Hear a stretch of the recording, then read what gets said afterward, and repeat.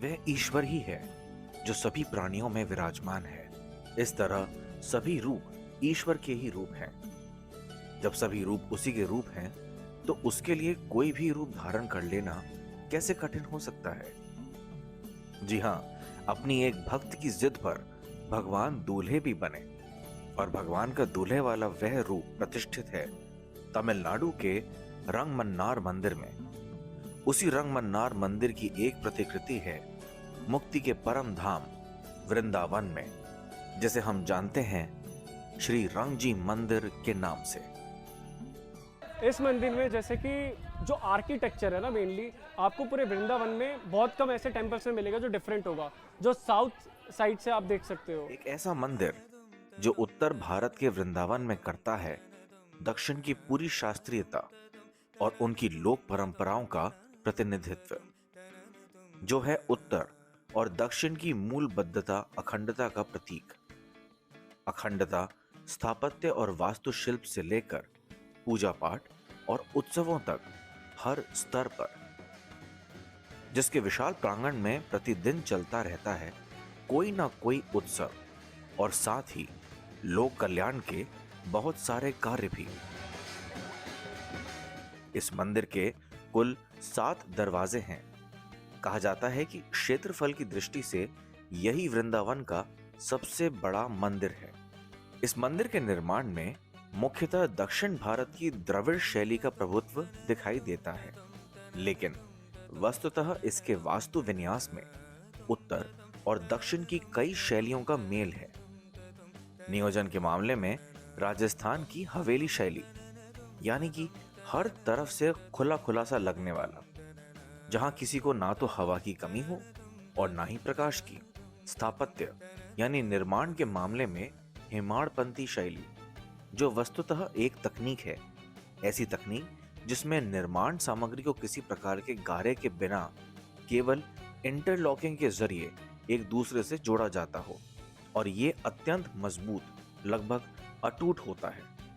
गोपुरम यानी द्वार और मंदिर की बाहरी दीवारों की सजावट के मामले में दक्षिण भारत की द्रविड़ शैली, जिसके अंतर्गत हर दीवार पर छोटी छोटी हजारों प्रतिमाओं के जरिए कोई ना कोई पौराणिक ऐतिहासिक महागाथा उकेर दी जाती है। प्रत्येक प्रतिमा के सूक्ष्मतम बिंदुओं का ध्यान रखकर की गई ये नक्काशियां आज भी पूरी दुनिया के लिए आश्चर्य का विषय वस्तु हैं। ये मंदिर जिन्होंने बनवाया उनका नाम है श्री रंगदेशिक स्वामी जी। वो मेरे छठी पीढ़ी के बाबा भी हैं। वो यहाँ आए, गोवर्धन गद्दी है गोवर्धन में, वहाँ पर वो शिष्य बने और फिर गद्दी उनको मिली। तो वहाँ पर 2 जैन बंधु थे जो उनके पास उनके शिष्य बने, वैष्णव बने, राधा कृष्ण जी और सेठ लक्ष्मी चंद जी। तो जब वो शिष्य बने तो उन्होंने उनसे पूछा आपकी इच्छा क्या है। तो उन्होंने कहा मुझे वृंदावन में एक गोदा जी का, रंगमन्नार जी का, रंगनाथ जी का एक मंदिर बनवाना है। चूँकि वो कभी आई नहीं, पर यहाँ का ब्रज का उनके गीतों में इतना सुंदर वर्णन है जिसका कोई असीम सुंदर वर्णन है उनका। तो उन्होंने फिर ये मंदिर यहाँ पर बनवाया। दक्षिण में प्राचीन काल से ही हर मंदिर में कई देवताओं के विग्रह होते हैं और एक प्रधान देवता होते हैं। उसी परंपरा के अनुसार इस मंदिर में एक तो भगवान श्री रंगनाथ जी हैं, जो यहाँ श्री भूदेवी और श्री महालक्ष्मी जी के साथ विराजित हैं। वैकुंठनाथ के रूप में शेषशाही भगवान विष्णु हैं, जिनके चरण दबाती हुई श्री महालक्ष्मी हैं, और सिर की ओर वेद पाठ करते भगवान ब्रह्मा बैठे हैं। सामने प्रतिष्ठित छोटे विग्रहों में भगवान श्री विष्णु के एक तरफ माता भूदेवी अर्थात पृथ्वी हैं और दूसरी तरफ माता महालक्ष्मी। मुख्य मंदिर श्री रंगमन्नार का है, जो यहाँ माता गोदम्बा और अपने वाहन गरुड़ के साथ विराजित हैं। जो गोदा जी हैं वो तो कृष्ण प्रेम में ही पड़ी, ठीक है, उन्होंने कृष्ण से ही विवाह करना चाहा। रंगनाथ भगवान विष्णु भगवान हैं। यहाँ जो गर्भगृह में भगवान है वो रंगमन्नार हैं, पर आम लोगों को बोलने में उसे शायद मुश्किल होती, तो रंगनाथ भगवान का मंदिर है। रंगनाथ भगवान भी है हमारे यहाँ। तो रंगमन्नार का मतलब है सुंदर दूल्हा। तो जो कृष्ण है वो दूल्हा बनकर आए और गोदा जी से विवाह किया। तो ये गोदा रंगमन्नार का भगवान है जिनके साथ गरुड़ विराजमान है। गरुड़ इसीलिए है कि विवाह में देर हो गई थी तो गरुड़ अपने उस पर बिठाकर कृष्ण को दूल्हा बनाकर मंडप पर लेकर आए, तो इसीलिए गरुड़ भी विराजमान है। इसी परिसर में एक मंदिर तिरुपति बालाजी का भी है, जहां भगवान विष्णु, माता भूदेवी और माता महालक्ष्मी के साथ विराजित हैं। परिक्रमाएं भी यहां 3 हैं। मंदिर के भीतर जो मंडप बने हैं उनमें कुल मिलाकर 284 खंबे हैं और ये सभी खंबे बिना जोड़ के हैं। सभी एक प्रस्तरीय यानी केवल एक पत्थर से निर्मित हैं। इनमें से प्रत्येक पत्थर पर नक्काशी के जरिए भगवान से संबंधित 8 लीलाएं दर्शाई गई हैं। मंदिर के बीच में एक गरुड़ स्तंभ है। यह श्री वैष्णव संप्रदाय के मंदिरों की प्रमुख पहचान है। मीनाक्षी द्वार के पास ही भगवान की रसोई है।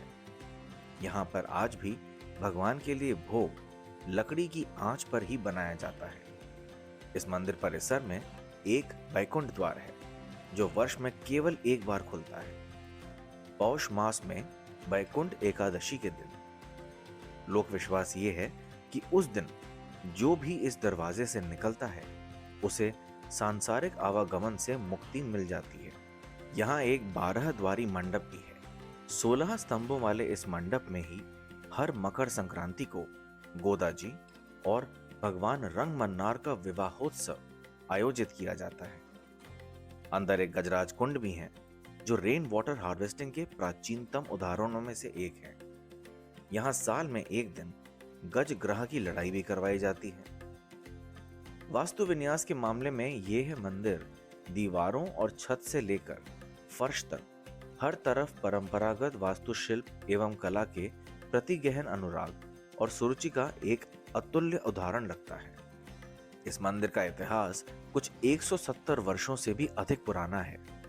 इसका निर्माण दक्षिण से वृंदावन आए सिद्ध वैष्णव संत श्री रंगदेशिक स्वामी जी के निर्देशन में उनके 2 शिष्यों सेठ गोविंद दास जी और सेठ राधा कृष्ण जी ने करवाया था। मंदिर जो जिस शास्त्रों से चलता है वो आगम शास्त्र से चलता है। तो यहाँ की पूजा पद्धति, विधि सब कुछ दक्षिण भारत का है, पर कुछ उत्सव हैं जो उन्होंने यहाँ से भी लिए हैं, जैसे अन्नकूट का उत्सव, झूला का उत्सव, होली का उत्सव।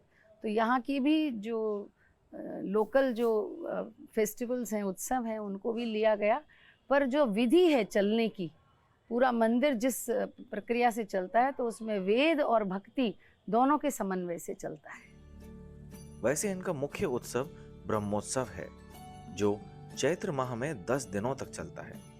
लेकिन उत्तर और दक्षिण भारत के सभी उत्सव यहाँ धूमधाम से मनाए जाते हैं। बल्कि सच तो ये है कि यहाँ हर दिन एक नया उत्सव है और इसीलिए इसे दिव्य देशम की उपाधि मिली हुई है। मुख्य मंदिर में ना तो आप गैर परंपरागत परिधान में जा सकते हैं और ना ही प्लास्टिक की थैली में प्रसाद लेकर बाहर जा सकते हैं। ये पूरी तरह नो प्लास्टिक जोन है। मंदिर की भूमिका केवल धर्म और परंपराओं के संरक्षण तक ही सीमित नहीं है। Rain water harvesting, plastic free zone से लेकर वृक्षारोपण तक पर्यावरण संरक्षण में इस मंदिर का महत्वपूर्ण योगदान है। इसके अलावा शिक्षा और समाज कल्याण के अन्य क्षेत्रों में भी इस मठ का महत्वपूर्ण योगदान है। ये 183 साल पुराना वाटर हार्वेस्टिंग है जो ये आप कुंड देख रहे हैं। मंदिर का छतों का सारा पानी उसमें जाता है, बाहर का पानी इस बगीचे में आता है और इसको फिर हमने रिवाइव भी किया है। एक तो बाहर का भोग लगता नहीं मंदिर में, दूसरा फल वगैरह ला सकते हैं आप, तो वो प्लास्टिक में लाएंगे तो नहीं लिया जाता। तो इस तरह एक तरह से 98% प्लास्टिक फ्री जोन है। तो उस तरह के ग्रीन इनिशिएटिव भी हमारा मंदिर बहुत सक्रियता से करता है।